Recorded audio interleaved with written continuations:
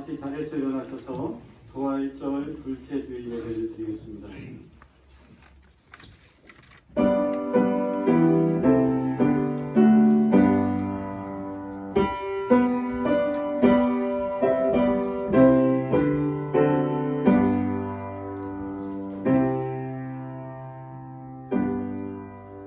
우리의 시민권은 하늘에 있습니다.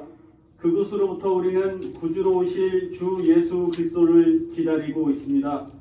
그분은 만물을 복종시킬 수 있는 권능으로 우리의 비천한 몸을 변화시키셔서 자기의 영광스러운 몸과 같은 모습이 되게 하실 것입니다.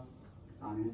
하나님, 자녀된 저희들 영과 진리로 예배하길 원합니다. 주의 이름을 부를 때 내가 여기 있다 응답하여 만나주시고 당신의 영광을 나타내소서. 주 예수님의 이름으로 기원합니다. 아멘.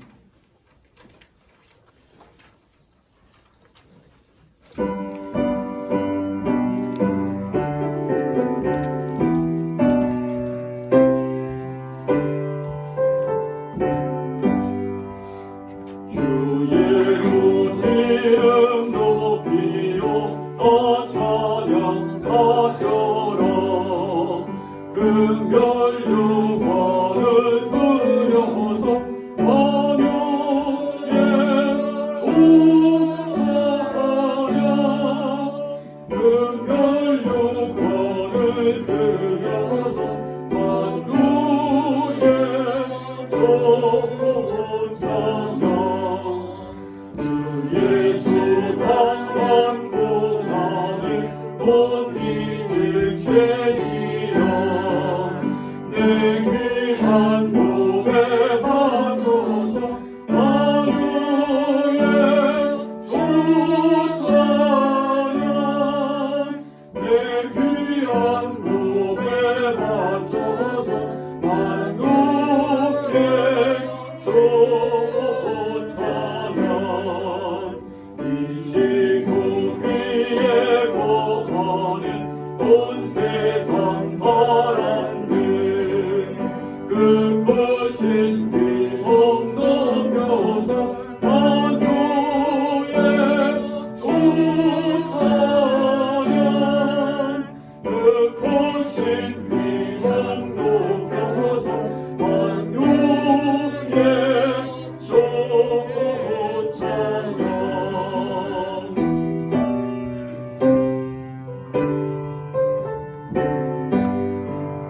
주 믿는 성도 다 함께 주 앞에 엎드려 무궁한 노래 불러서 만유의 수찬양. 무궁한 노래 불러서 만유의 수찬양.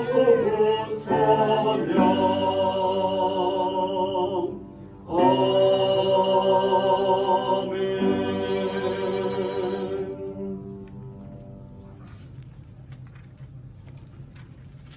교동은 4번 시편 5편입니다.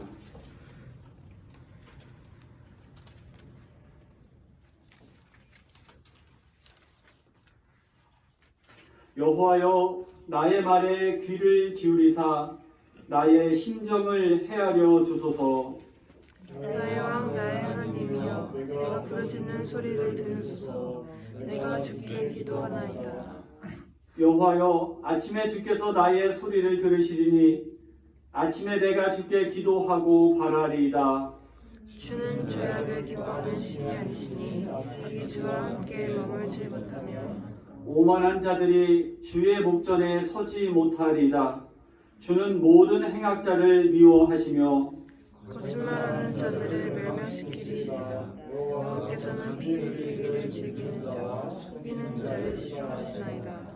오직 나는 주의 풍성한 사랑을 힘입어 주의 집에 들어가 주를 경외함으로 성전을 향하여 예배하리이다.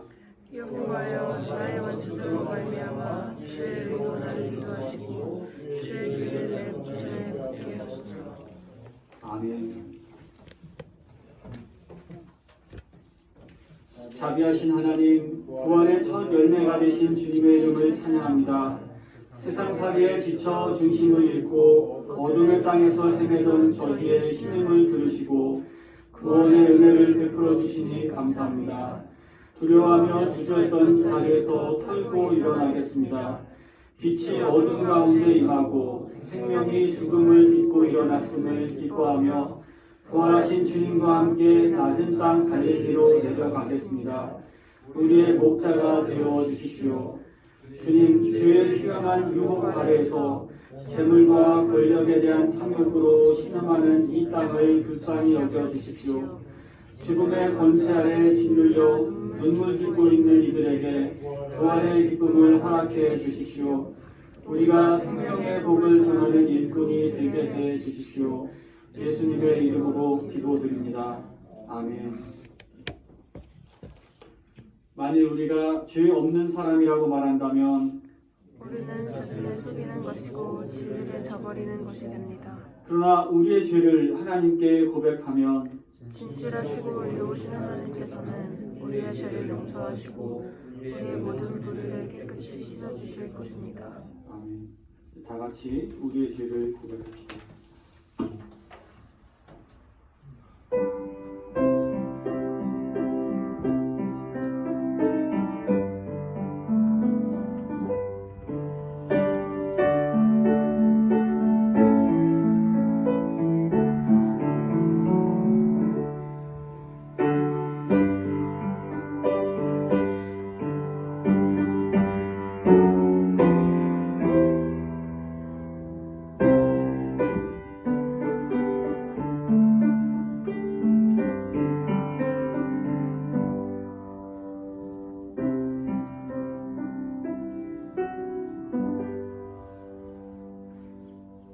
주여, 나 때문에 주님의 영광이 가려지지 않기를 간절히 바라옵니다. 나 때문에 사랑과 화합이 깨지지 않게 하옵소서. 나 때문에 교회와 성도들이 비난받지 않게 하옵소서. 주님, 나로 말미암아 이웃들이 기쁨을 얻고 사람들이 웃음짓게 하옵소서. 나로 말미암아 교회가 화목하며 성장하고 나로 말미암아 선교의 문이 활짝 열리게 하옵소서. 주님, 나를 통해 주님의 영광이 나타나게 하시고 나로 말미암아 복음이 더 멀리 증거되게 하옵소서. 자신과 시대의 어둠을 아파하며 빛이신 주님을 바라보는 자에게 주시는 하나님의 말씀을 들으십시오. 야훼, 그 이름을 찬양하고 그의 앞에서 춤을 추어라. 고아들의 아버지, 과부들의 보호자, 거룩한 곳에 계시는 하나님이시다. 외로운 자들에게는 집을 마련해 주시고 갇힌 자들에게는 행복의 문을 터 주시나 반역하는 자들은 초토에 버려 두신다. 아멘.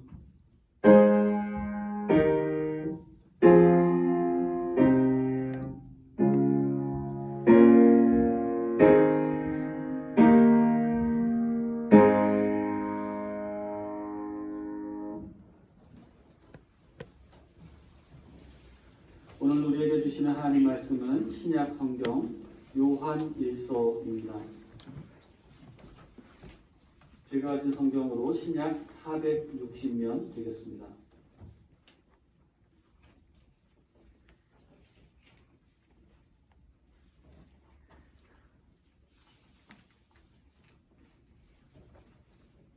요한 1서 1장 1절부터 4절까지 교독하겠습니다. 이 글은 생명의 말씀에 관한 것입니다. 이 생명의 말씀은 태초부터 계신 것이요 우리가 들은 것이요 우리가 눈으로 본 것이요 우리가 지켜본 것이요 우리가 손으로 만져본 것입니다. 이 생명이 나셨습니다. 우리는 그것을 보았습니다. 그래서 우리는 이 영원한 생명을 여러분에게 증언하고 선포합니다. 이 영원한 생명은 여러분께서 행하셨습니다. 우리가 보고 들은 바를 여러분에게도 선포합니다. 우리는 여러분도 우리와 서로 사귐을 가지기를 바라는 것입니다. 우리의 사귐은 아버지와 또 그의 아들 예수 그리스도와 함께하는 사귐입니다. 우리가 이 글을 쓴 것은 우리 서로의 기쁨이 차고 넘치게 하려는 것입니다. 아멘. 오늘의 찬양 405장입니다.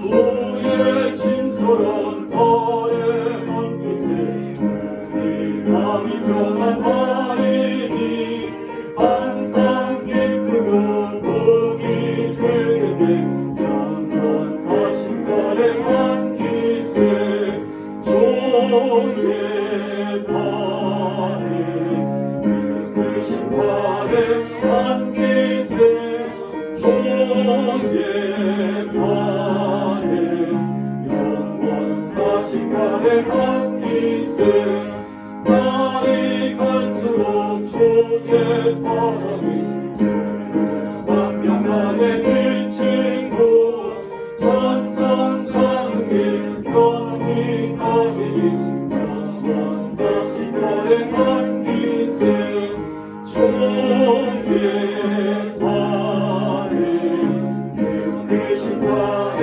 얹기세 주의 발에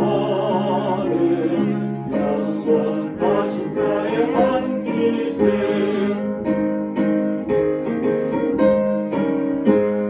주의 보좌로 나아갈 때에 기뻐 찬미 소리 외치고 겁과 두려움 없어지니 영원하신 발에 얹기세 주의 발에 크신 발에 얹기세 주의 발에 영원하신 발에 얹기세 아멘. 구원이란 하나님과의 사귐이며 이웃 사랑으로 나타난다. 이것이 요한복음의 저자인 요한이 다시 요한 1서, 2서, 3서를 적으면서 우리에게 주는 메시지입니다.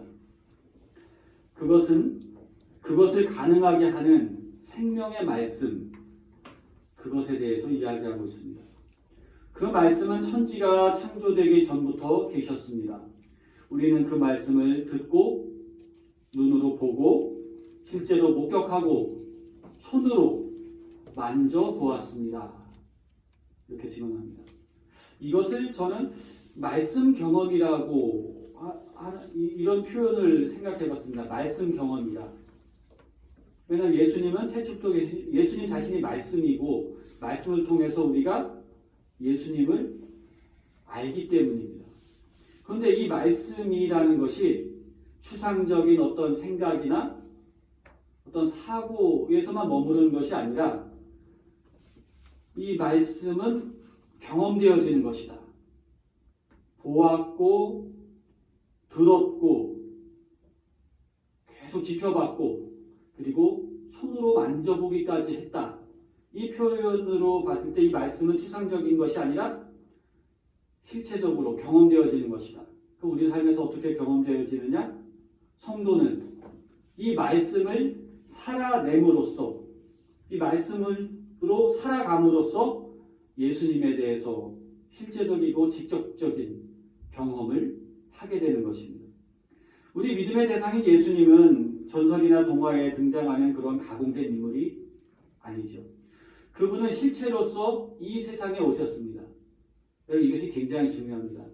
예수님이 어떤 영적으로 유령처럼 왔다가 연기처럼 사라진 것이 아니라 인간의 몸을 입고 똑같은 몸을 입고 이 땅에 오셨다는 것.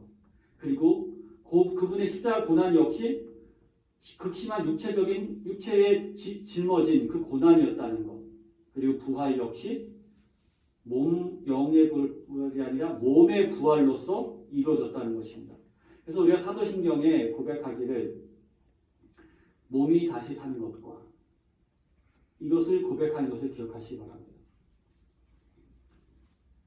믿음의 1세대인 예수님의 제자들은 예수님의 탄생에 대해서 알고 있었죠. 그리고 복음 전파하고 가르치시고 십자가 사건, 그 죽음, 그리고 부활, 이것들을 모두 보았고 들었고 주목해봤고 심지어 손으로 만지면서까지 확인을 하면서 신앙을 가졌던 것입니다. 여러분, 굉장히 큰 축복이죠. 그것을 직접 경험했다는 것은요. 그런데 이 축복이 비단 믿음의 1세대들만의 특권은 아닙니다. 요한 1서에 말씀하시기를 요한 1서 이 성경을 읽는 성도들 중에는 예수님을 직접 경험하지 못한 자들도 포함되어 있었습니다. 그런데 그들에게도 요한은 우리가 경험했다. 나만 경험한 것이 아니라 우리 모두가 경험한 하나님의 말씀이다. 이렇게 표현하고 있는 겁니다. 그러니까 직접 보지는 못했고 직접 보고 듣고 주목하고 만진 것과 같은 경험, 그것이 있다는 것입니다. 여러분, 이것이 어떻게 가능할까요? 성령의 내적 증거가 있기 때문에 가능합니다. 다시 말해서 감각을 가지고 직접 경험하지는 못했지만 마치 직접 경험한 것과 같은 일들이 벌어지고 그래서 신앙을 도저히 부인할 수 없게 된 겁니다. 이것이 우리 오감의 작용이 아니라 성령의 역사로 주님을 직접 경험할 수 있다는 것입니다. 이건 결국 과장도 아니고 신비주의도 아닙니다. 말로 설명하기 참 어렵죠, 이걸. 그런데 이러한 경험은 믿음을 가진 성도라면 누구나 다 경험하고 있는 것입니다. 그렇죠? 우리 기독교는 없는 것을 믿는 종교가 아닙니다. 어떤 종교 철학자들이 주장하듯이 인간의 연약함을 극복하기 위해서 인간 스스로가 만들어낸 어떤 정신체계, 그런 신? 필요하니까 신이 있어야 되니까 사회가 유지되고 질서가 유지된다고 하는 어떤 그런 설? 이런 허구? 이게 아닙니다. 실체가 있기 때문에 믿는 것이죠. 성령의 역사로 재현되는 주님과의 만남이 있기에 믿는 것입니다. 마틴 부버는 나와 너 그 책에서 이런 얘기를 했어요. 절대 타자가 유한한 나를 만나 주었기에 믿음을 갖게 된 것이다. 절대 타자, 하나님을 얘기하는 것이죠.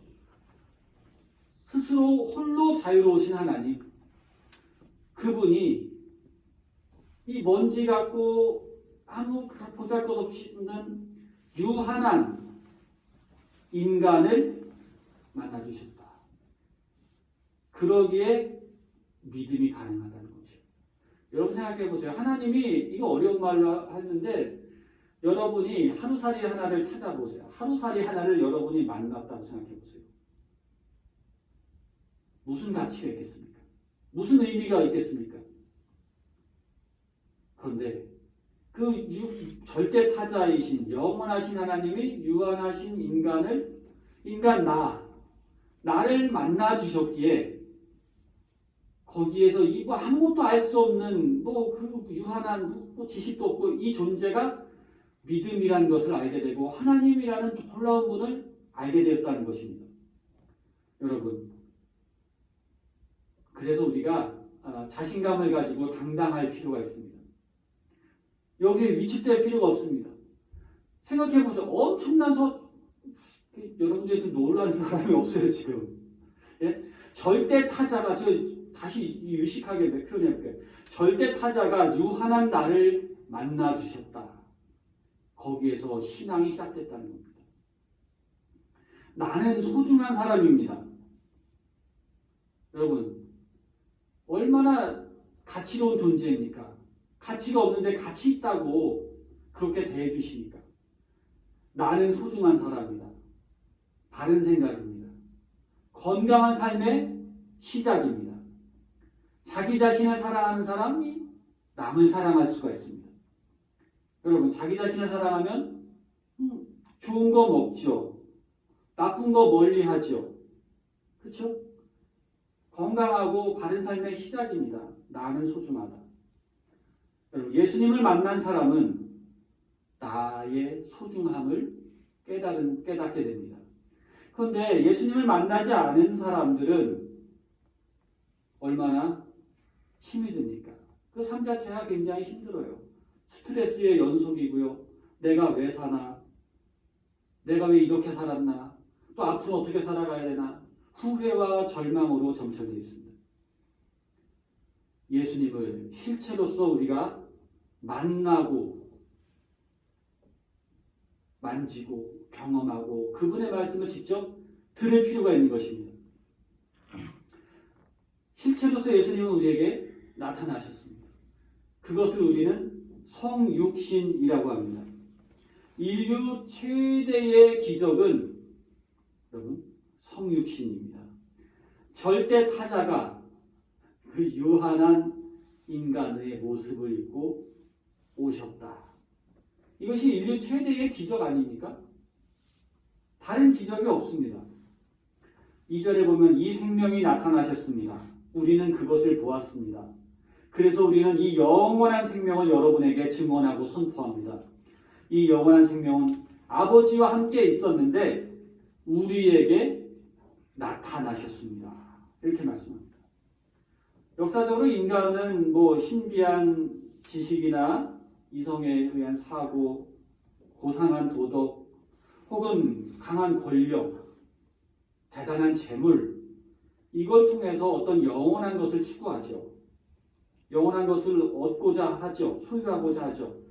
그러나 하나님과 인간 사이에 놓여있는 그 거대한 심연, 그 간격을 이런 것들로는 절대로 메울 수가 없습니다.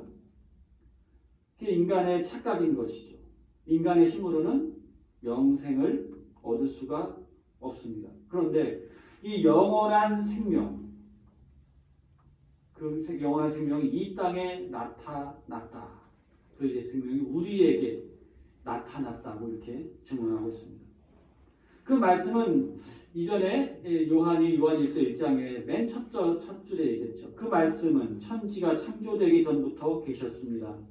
우리는 그 말씀을 듣고 눈으로 보고 실제로 목격하고 손으로 만져보았습니다. 이렇게 표현하고 있습니다. 말씀이 육신이 되어 우리 가운데 거하심에 이 표현을 굉장히 요한이 하고 있죠. 중요한 것입니다. 왜냐하면 그 당시에 영지주의라고 해서 육신을 부정하는, 예수님의 육신을 부정하는 것들이 굉장히 그런 잘못된 이단 사상들이 많았거든요. 그 이단 사상들이 어떻게 가냐면요, 예수님의 육신이 부활하지 않았다고 하면은, 예수님의 육신이 하나잖아요. 근데 부활하지 않았다고 하면 그 육신을 내가 그 육신이다 이런 사람들이 생겨나는 거예요. 내가 재림 예수다 이런 사람들이 생겨나는 거예요. 아셨죠? 예수님은 한 분이시잖아요. 그렇죠? 근데 육신이 부활하지 않았다 하면서 자기 자신이 육신 나한테 왔다 이런 식으로 하는 이단들이 많이 생기는 겁니다. 절대로 이것은 아니다.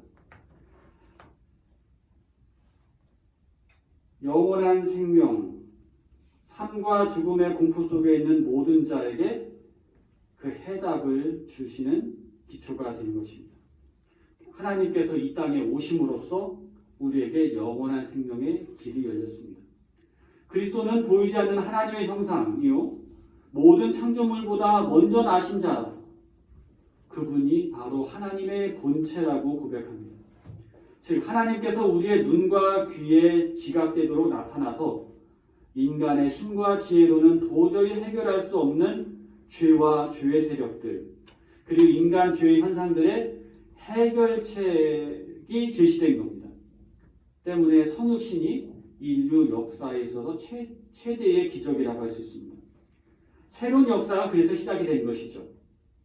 그래서 AD, BC, AD를 나누는 것이 바로 여기에 의미가 있는 것입니다. 예수님이 나셨다, 메시아가 나셨다, 그것뿐만 아니라 하나님이 인간 역사 가운데 오셨다. 이 사실로서 기원 전과 기원 후를 나누는 의미가 있는 겁니다. 근데 이 사실이 우리에게 어떤 의미가 있습니까? 이것을 경험한, 그분이 나타난 것을 경험하는 것은 나의 삶에 있어서 가장 큰 기적이죠. 어떻게 보면은 아브라함, 모세, 다윗, 엘리야, 엘리사도, 예레미야, 이사야도 경험하지 못했던 것입니다. 근데 우리는 이 예수님 경험을 하면서 지금 우리는 무엇을 바라고 있습니까? 인류 최대의 기적을 경험했음에도 불구하고 극히 작은 기적에 목을 메고 있는 것은 아닌가요? 우리가 진정 감사하고 감격해야 될 기적을 우리는 이미 경험했습니다.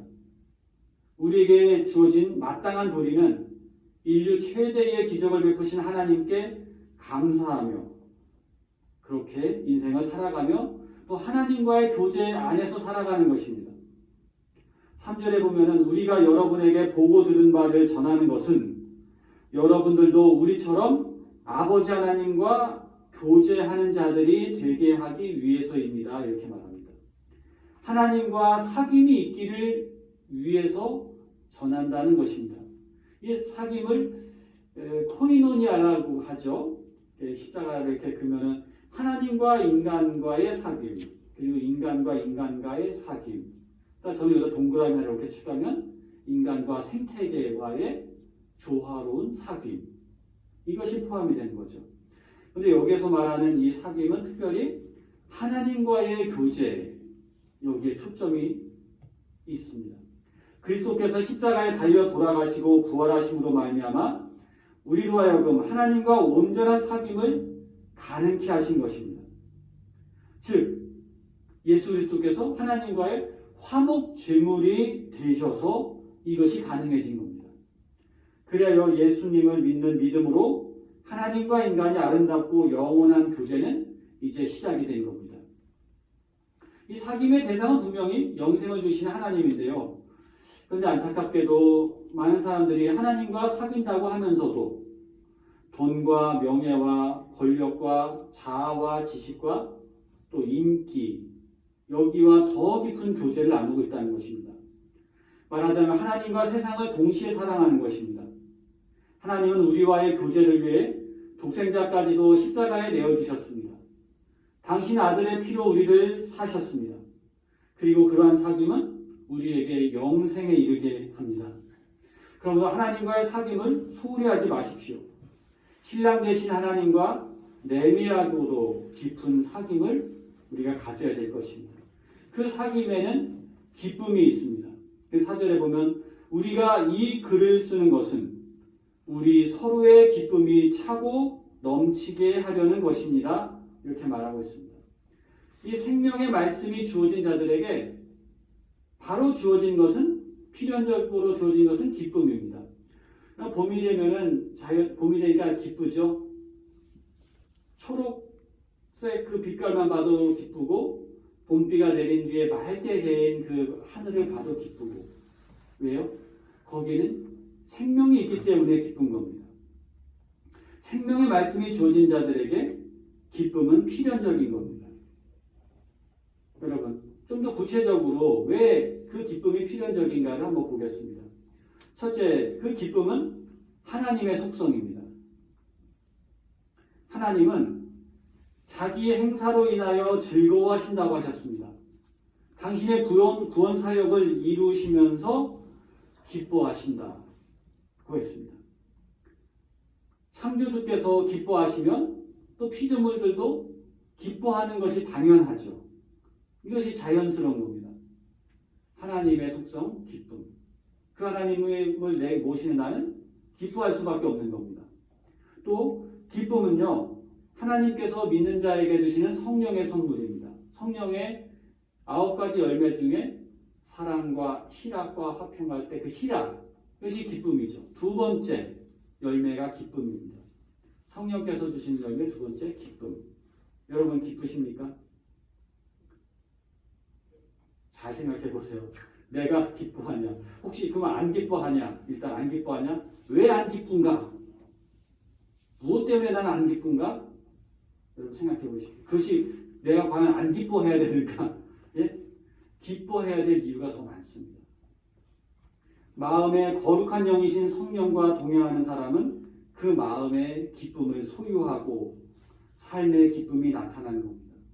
그래서 예수님께서 참 포도나무 가지 비유를 하셨잖아요. 성도들이 예수님 안에 거하고 그의 계명을 지킬 때에 우리 안에 충만한 기쁨을 주시겠다고 말씀하셨습니다. 이 기쁨은 세상이 주는 것과는 다른 것입니다. 이 세상이 주는 기쁨은 그 근거는 자기 자신입니다. 자기 만족입니다. 성도들에게 세상에서의 행복과 불행, 이거는 기쁨과 슬픔의 근거가 될 수가 없는 것입니다. 성경이 말하는 구원의 기쁨, 성경에서는 구원의 기쁨도 얘기하고 고난의 기쁨도 이야기하고 있습니다. 고난의 기쁨도 이야기합니다. 이것이 이제 베드로전서 앞에 보면은 우리가 여러 가지 환난을 당해서 슬퍼하지만 여러분 기뻐하십시오. 왜냐하면 우리에게 당하는 환난 통해서 우리는 인내를 낳기 때문이라고 했습니다. 그렇게 해서 쭉쭉쭉 해서 이제 인내를 한 사람들은 주님께서 다시 오실 때에 영광과 존귀로 우리의 칭찬으로 우리를 맞아주시겠다고 했었습니다. 여러분, 인간이 무슨 영광을 받을 가치가 있겠습니까? 우리가 주님께 무슨 칭찬을 받을 수 있겠습니까? 그러나 여러 가지 환난, 어려움을 당하더라도 인내한다는 할 때에 그것을 주님께서 아시고 마지막 날에 칭찬하시고 영광과 존귀로 맞아주신다고 하셨습니다. 어느 날 밤 강한 태풍이 불었습니다. 어린 딸은 밤새 잠을 설치고 두려워 떨었습니다. 겨우 아침에 일어나서 아버지께 물었습니다. 아빠, 어젯밤에 하나님은 무엇을 하셨나요? 그때 아버지는 딸을 품에 꼭 안으며 이렇게 말했습니다. 아침을 만드셨을 거야. 우리가 살아가는 삶의 길목마다 고난의 태풍을 만날 때가 있습니다. 너무나도 흔하게 이런 일들을 경험합니다. 그러나 찬란한 아침을 준비하고 계신 하나님을 바라본다면 우리의 고난 역시 우리의 기쁨이 될 것이라 믿습니다. 교회 여러분, 우리 모두 이 기쁨을 결코 잃지 않는 성도들이 되시기를 바랍니다. 하나님 아버지, 당신은 우리에게 찬란한 아침을 선물로 주시는 분이심을 믿고 감사드립니다. 어떠한 어려움이 우리에게 온다 해도 부활하신 예수님께서 나와 함께 하심을 잊지 말게 하옵소서. 그리하여 그리스도를 만나는, 그리스도를 내 몸으로 살아내는 이 말씀 경험이 나의 삶에서 나타나게 하옵소서. 하나님과의 사랑의 사귐으로, 이웃에게의 섬김의 사랑으로, 그리고 그러면서 항상 기뻐하는 삶으로 그렇게 나타나며 지속되기를 간절히 바라오며 우리 구주 예수님의 이름으로 기도드립니다. 아멘.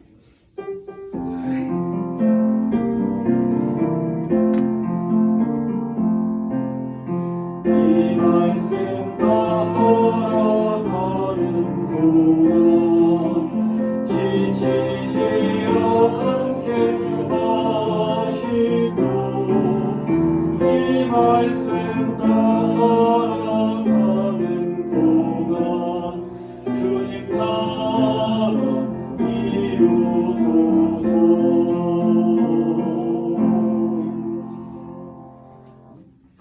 전능하사 천지를 만드신 하나님 아버지를 애거 믿사오며 그 아들 우리 주 예수 그리스도를 믿사오니 이는 성령으로 잉태하사 동정녀 마리아에게 나시고 본디오 빌라도에게 고난을 받으사 십자가에 못 박혀 죽으시고 장사한 지 사흘 만에 죽은 자 가운데서 다시 살아나시며 하늘에 오르사 전능하신 하나님 우편에 앉아 계시다가 저리로서 사는 자와 죽은 자를 심판하러 오시리라. 성령을 믿사오며 거룩한 공회와 성도가 서로 교통한 것과 죄를 사해 주신 것과 몸이 다시 산 것과 영원히 산 것을 믿사옵나이다. 아멘.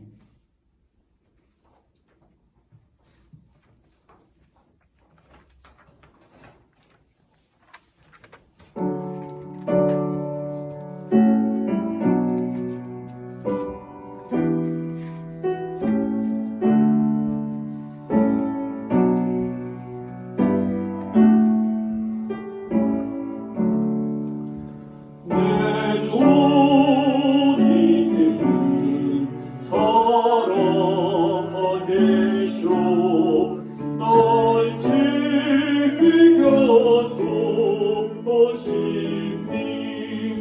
그 큰 사랑 인하여서 나 자유하건대 나의 구원 되신 주님 내 소망 되신 주 항상 나와 함께 하셔 곧 다시 오시니 나를 거룩하게 하려 주 나를 부르니 주의 은혜 내게 넘쳐 주 뜻을 이루리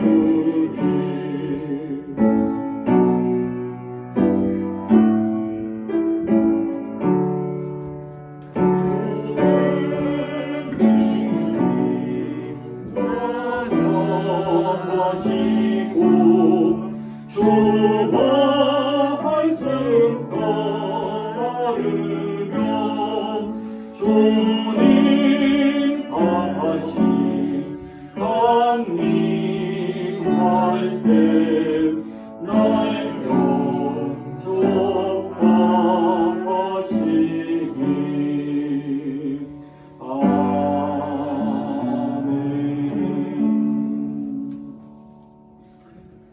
사랑하는 하나님 아버지, 당신의 은혜로 주의를 지키며 몸을 드리고 마음을 드리며 예물을 드립니다.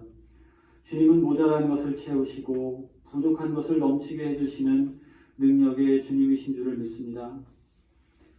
우리 교우들의 삶에 형통한 복을 내려 주옵소서.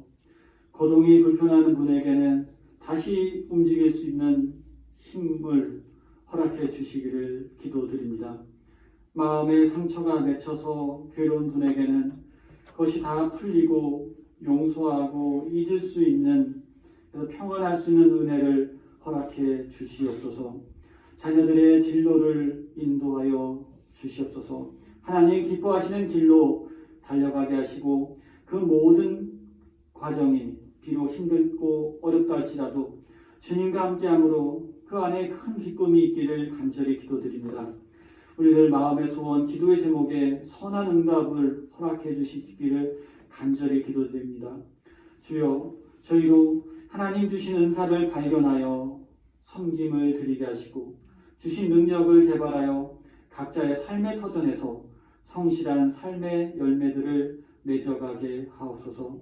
하나님의 도움 없이는 이 세상의 모든 것들 다 헛된 것임을 알게 하옵소서. 그러므로 나의 생업도 자녀도 내가 추구하는 것들, 내 삶도 주님의 손에 다시금 올려드리길 원합니다. 주님께서 원하시고 주님께서 아시는 대로, 뜻하시는 대로 당신의 은총을 따라 이루어 주시고 홀로 영광 받아 주옵소서. 우리 주 예수 그리스도 이름으로 기도드립니다. 아멘. 교회 소식 전합니다. 예배 함께 하신 여러분 환영합니다. 예배당 누수가 심해갖고 그 수도 요금도 많이 나오고 또 안성이 또 비싸잖아요. 그래서 따따블로 나왔습니다. 지하수를 파야 되나 이런 생각까지도 했었는데요.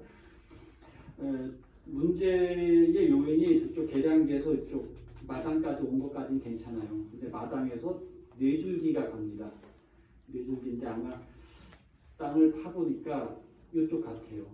마르지 않고 계속 젖어 있는 모습이 바로 여기 항상 문제가 됐던 곳이잖아요. 이쪽인데 업자들을 부르면은 뭐 수십만 원 나오기 때문에 어쨌든 제가 좀 유튜브도 보고 또 유튜버들한테 연락도 해보고 하면서 하여튼 해보고 있습니다. 그러니까 문제를 정확히 발견해서 잘 해결할 수 있기를 기도해 주시고 또 땅도 파야 되니까 힘도 주시기를 힘도 없어서 땅도 못 파요 이제는. 그러니까 힘도 주시기를. 그리고 또 평일에는 좀 잠그겠습니다. 이렇게 잠궜다가 주일에는 열고 이런 식으로 할 테니까 조금 불편해도 여러분 이해해 주시기 바랍니다. 오늘 예배 끝나고 나가실 때에 마스크 한 통씩 가정마다 한 통씩 받아가시기를 바랍니다. 죽산 소명교회 죽산 푸드뱅크에서 마스크와 또 쌀 한 포를 보내주셨습니다. 그래서 감사드립니다. 다 같이 일어나셔서 인사 나누겠습니다. 여러분 존경합니다. 축복합니다. 사랑합니다. 고맙습니다. 구원하신 주님을 바라보십시오. 낙심하고 절망했던 어제의 어두운 삶으로부터 돌이키십시오. 딱딱하게 굳어버린 마음의 문을 열고 참 생명의 빛으로 찾아오신 주님을 맞이하십시오. 주님의 약속을 기억하며 세상을 향해 활기차게 나아가십시오. 아멘. 우리의 존재 전체를 집어삼키려 했던 죽음의 권세로부터 우리를 구원하여 주시니 감사합니다. 어두운 본문을 열고 세상의 빛을 선사하신 주님을 찬양합니다. 최후의 승리를 굳게 믿으며 구원하신 주님께서 주시는 생명의 능력으로 서로 사랑하고 섬기며 살겠습니다. 아멘.